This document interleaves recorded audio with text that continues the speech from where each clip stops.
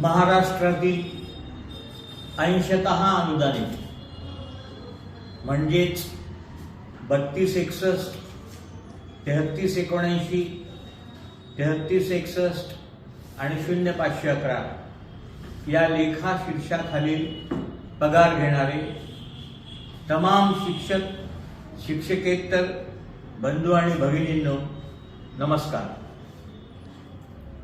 मुद्दामून या महिन्यात मी प्रचार दौऱ्यात गुंतलो होतो, त्यामुळे मुंबईला थोडं उशिरा गेलो।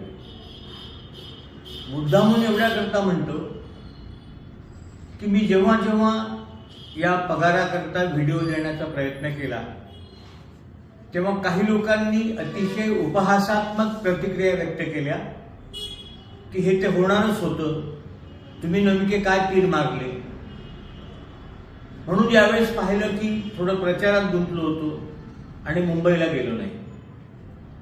त्याच्यामुळे झालं काय, सगळ्या लेखा शीर्षाला निधी आला, परंतु या 4 लेखा शीर्षांना निधी आलेला नव्हता।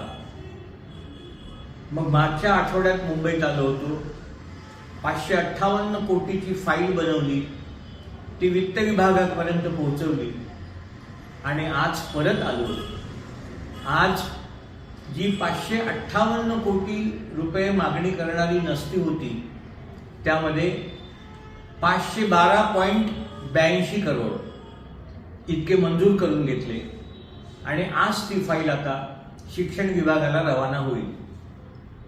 तुमच्या माहितीकरता म्हणून सांगतो, 3261 ला 109 कोटी 79 लाख, 3379 ला 86 कोटी 74 लाख, 3361 ला 200 कोटी 60 लाख आणि 0511 ला 115 कोटी 69 लाख, एकूण 512 कोटी 82 लाख इतकी निधीची तरतूद करून सदर फाईल शिक्षण विभागाकडे रवाना केली।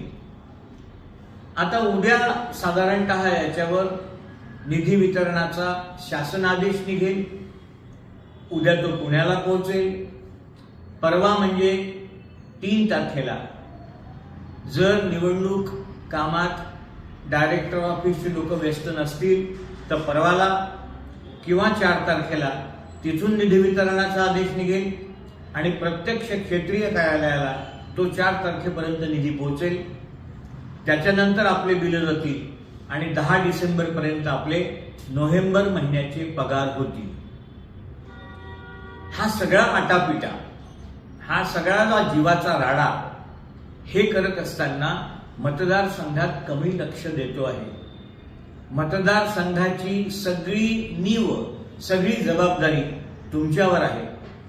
80% अनुदानित शिक्षक आणि शिक्षकेतर कर्मचाऱ्यांनी किमान अनुदानित शिक्षकाचे 2-2 शिक्षक जोडावे अशी माझी तुम्हाला नम्र विनंती आहे।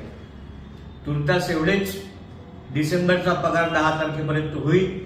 तुम्ही फक्त पाठीवर हात ठेवून लढ म्हणा। पुढच्या महिन्यापासून मात्र तो 1 तारखेला कसा होईल याचाही प्रयत्न करेन। तुम्ही फक्त पाठीवर हात ठेवून लढ म्हणा। लढतोय।